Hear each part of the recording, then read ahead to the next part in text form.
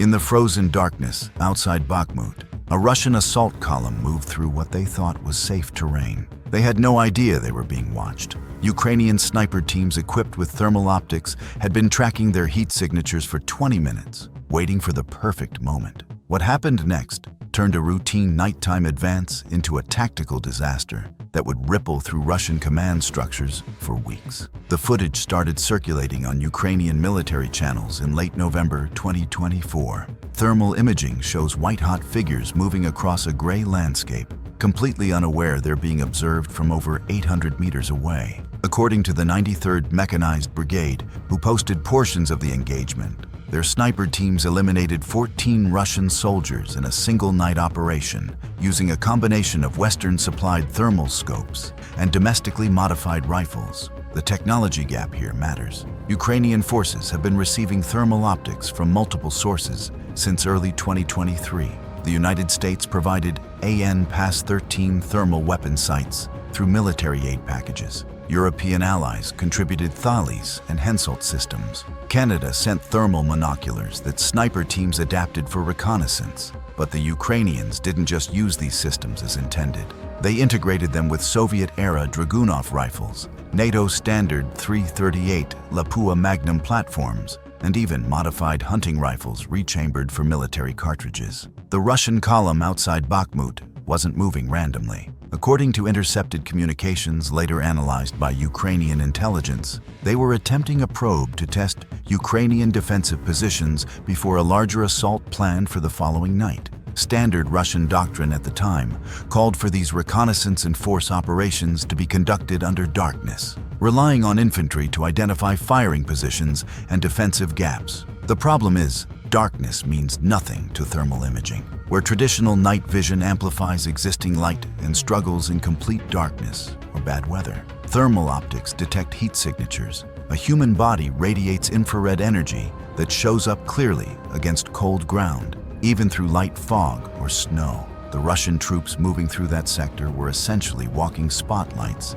to anyone with thermal capability. The Ukrainian sniper doctrine has evolved significantly since the war's early days. In 2022, most sniper operations were conducted by designated marksmen within infantry units. By 2024, Ukraine had established dedicated sniper schools with instructors from the United States, Canada, and the United Kingdom providing specialized training. The curriculum included advanced optics use, ballistic calculation, and most importantly, coordinated team operations. That last part is critical to what happened outside Bakhmut. The engagement wasn't a single sniper taking shots. Ukrainian forces deployed at least 3 two-man sniper teams in a coordinated overwatch pattern. Each team had a shooter and a spotter. The spotter used thermal monoculars to track targets and calculate firing solutions, while the shooter focused on execution. Teams communicated through encrypted radios, coordinating their fire to maximize confusion and prevent Russian forces from identifying firing positions. The first shot came at 2:47 a.m. local time, according to the metadata on released footage. A Russian soldier near the front of the column dropped. His comrades immediately went prone, standard reaction to contact. But going prone doesn't help when the threat is indirect fire from elevated positions hundreds of meters away. The thermal footage shows them crawling, attempting to find cover. 2 more went down within 30 seconds. Russian doctrine calls for immediate suppressive fire when ambushed. The problem is, you can't suppress what you can't see. The thermal footage shows multiple Russian soldiers firing in the wrong direction, wasting ammunition on empty terrain, while Ukrainian snipers remained undetected in positions they'd occupied since sunset. Here's where training makes the difference. Ukrainian sniper teams practice what they call shoot and communicate protocols. After each shot, the shooter calls out their target status, while the spotter immediately begins scanning for the next highest value target or potential threats. This allows teams to maintain constant awareness while executing precision fire. The Russian forces, meanwhile, were operating without effective communication. Their radios were reportedly jammed by Ukrainian electronic warfare units operating in the area. The engagement lasted 18 minutes. By the end, the Russian column had scattered. Thermal footage shows individual heat signatures running back toward their lines. Some attempted to drag wounded comrades, Others abandoned equipment and sprinted through the darkness. Ukrainian forces counted 14 confirmed eliminations and estimated at least 8 more wounded based on the movement patterns visible in thermal imaging. The equipment used tells its own story.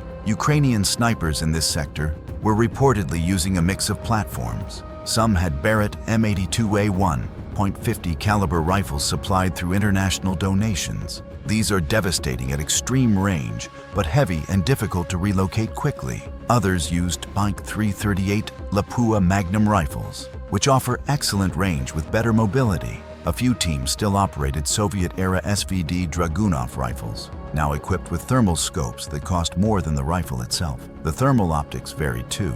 Some units had military-grade AN/PS13 systems with 640 high-x 480 resolution, effective to 1-200 meters for human detection. Others used civilian thermal scopes modified for military use, with lower resolution but still effective at engagement ranges under 800 meters. The Ukrainian military has been remarkably adaptive in integrating whatever equipment becomes available, rather than insisting on standardization. This wasn't an isolated incident. Similar operations have been documented across multiple sectors of the front line. In the Zaporizhzhia region, Ukrainian sniper teams reportedly eliminated a Russian command element using thermal-equipped rifles in early December 2024. Near Kreminna, drone-directed sniper fire destroyed Russian observation posts that thought they were concealed by vegetation. The pattern is consistent.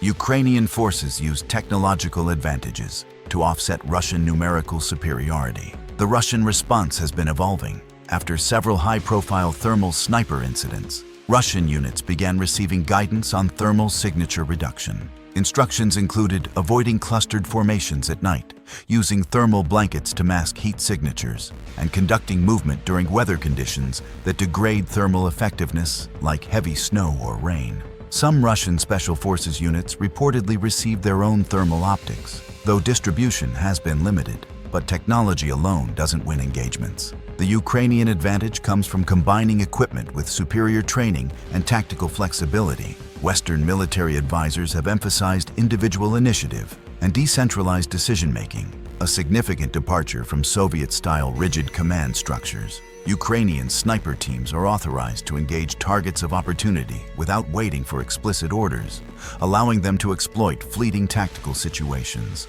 The psychological impact shouldn't be underestimated. Russian soldiers know they can be watched without seeing the watcher. They know darkness is no longer protection.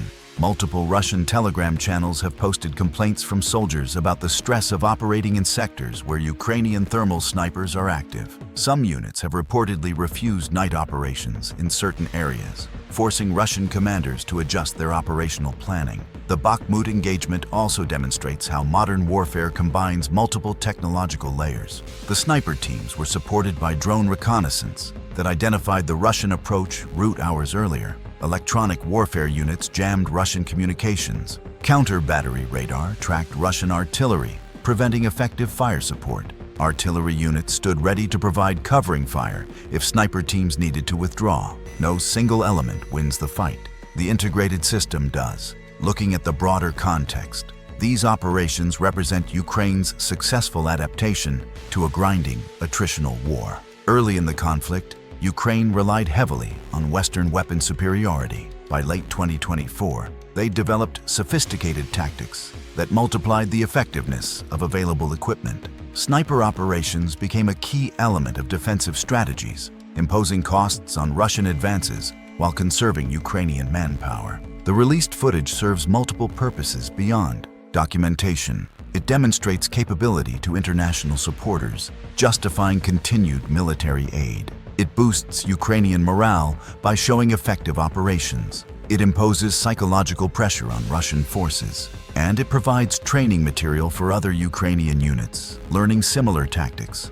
The Ukrainian military has been remarkably effective at using social media and official channels to shape both domestic and international perceptions. The war in Ukraine has become a laboratory for how conventional forces adapt to 21st century technology. Thermal optics, drone reconnaissance, and precision fires aren't replacing traditional infantry operations. They're transforming how those operations are executed. The sniper teams outside Bakhmut demonstrated that technological advantage combined with superior training can offset significant numerical disadvantages. What do you think will be the next major tactical evolution in this conflict? How will both sides continue adapting to each other's capabilities? Drop your thoughts in the comments. And if you want more detailed analysis of military technology and tactics in Ukraine, subscribe for weekly updates.